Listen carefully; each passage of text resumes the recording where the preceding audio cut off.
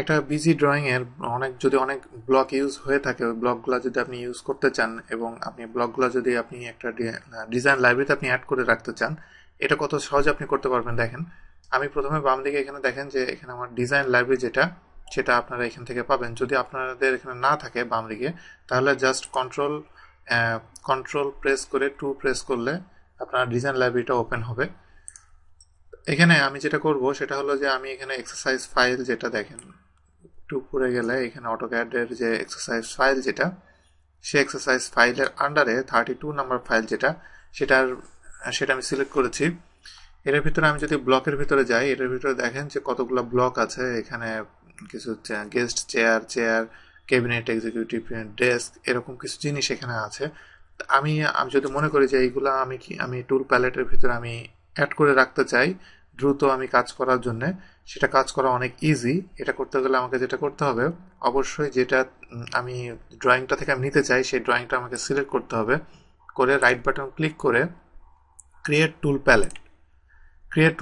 Palette আমি click করার পরে এখানে নতুন একটা টুল প্যালেট ট্যাব তৈরি হবে, যেটার ভিতরে আপনি টোটালি এটার ভিতরে যতগুলা ব্লক আপনি দেখছিলেন সব ব্লকগুলা চলে আসবেন। এখানে দেখেন যে টুল প্যালেট কিন্তু এইগুলো আগে ছিল, একদম উপরে যেটা দেখতে পাচ্ছেন এটা কিন্তু আগে ছিল না, এটা নতুন এসেছে। এবং এই যে প্রত্যেকটা আলাদা আলাদা ভাবে যে ব্লক এসেছে, যেগুলোর অ্যাকচুয়াল নাম ওখানে দেওয়া ছিল যেটা, এবং এখান থেকে আপনি কত সহজে আপনি কাজ করতে পারবেন দেখেন। আমি যদি এক্সিকিউটিভ টেবিলটা এখান থেকে নেই, আমি এটা রিজন করলাম কারণ এটার স্পেস অনেক ছোট মনে হচ্ছিল, এই জন্য।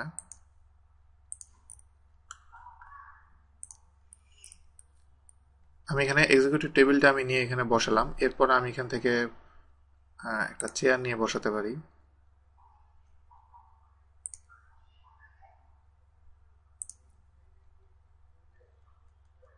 একটা কম্পিউটার, এরপরে একটা ফাইল ক্যাবিনেট আমি এখানে বসাই দিতে পারি।